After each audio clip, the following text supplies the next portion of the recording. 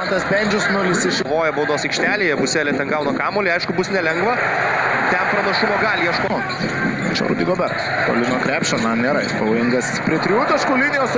Dabar būtent jo gynyba prieš Mindaugą Kuzminską žaidinti nugarai krepšį ir užtikrinti. Ir diskusija dėl jaunojo Kiliano Heiso buvimo komandoje, tačiau galiausiai Buselė ieško dabar Rudy Gobert arčiau krepšio. Rudy Gobertas dar kartą susikeitė ginamaisiais ir dar perima kamuolį Nikolė Batumas. Krintas užkarta visus kelius. 3 taškų zonos Timša ir lygus ir žaidžia pirmajame rungtynių kėlinyje. Utara, jo verpstė. Mestas kamuolys atgal Milikinai prie 3 taškų zonos ir kol kas kažkokių solidesnių sezonų nepavyksta jam ten turėti, tačiau keliasi iš Šarlotės Hornets ekipo. Čia Ignas Brazdeikis. Situacija galimybė greitai užpulti varžovus. Brazdeikis, jo geras Vaitas Kariniauskas prieš Milikiną bando žaisti nugarą. Ten Mustafa Falas dar buvo pasiruošę. Ar viena klaida. Ojoj. Čia jau užbaigė. Savo Prancūzijos nacionalinės rinktinės marškinėliais. Čia Falas prieš Valančiūną. Ir 3 taškų zonos, ypatingai pastaruoju metu antroje karjeros pusėje, daug dažniau dar yra atakuoti. Turi dirbti su labai greitų varžovų gynėjų Silvėnu Francisko. Čia varžovų aukštųjų komandų. 6,5 rezultatyvaus perdavimo rinko gynėjas Dekolo. Ir manyčiau, kad būtent per tos langus ir užsirekomendavo savo rinktinio. Čia Rudy. Jau Valančiūnas nusileisti po krepšių nespėjo, Goberas gauna kamuolį, Bendžius nieko negali padaryti prieš Rudy.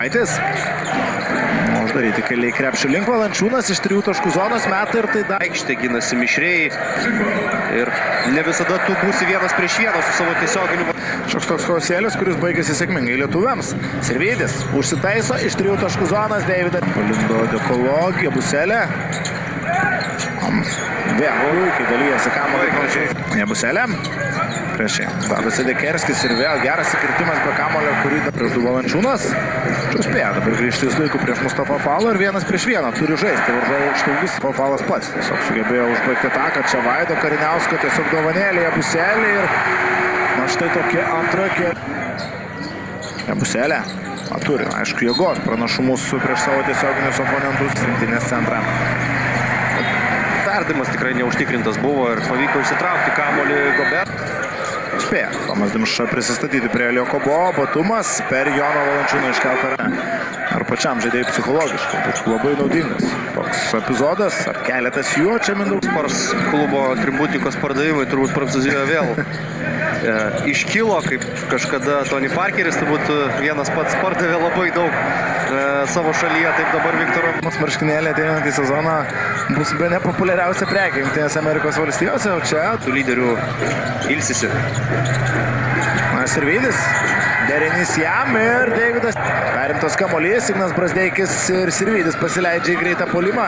Brazdeikis dar ieškojo ir kontaktą prisijungti prie Prancūzijos rinktinės. O tokia galimybė yra, tuomet turbūt matytumėm ir tą scenarijų. Štai tokį metimo renkosi Nikolė Batumas, drąsiai, labai netaikliai Dekolo. Atkovoto kamuolio puolime ir Prancūzija. Nilikina. Trečias. 0 taškų. Jo sąskaita išlieka. Timša, Sedekerskiui. Ir Tadas Sedekerskis. Gabrielius Maldūnas, jo agresyvus stepautas. Otumas, Nilikina.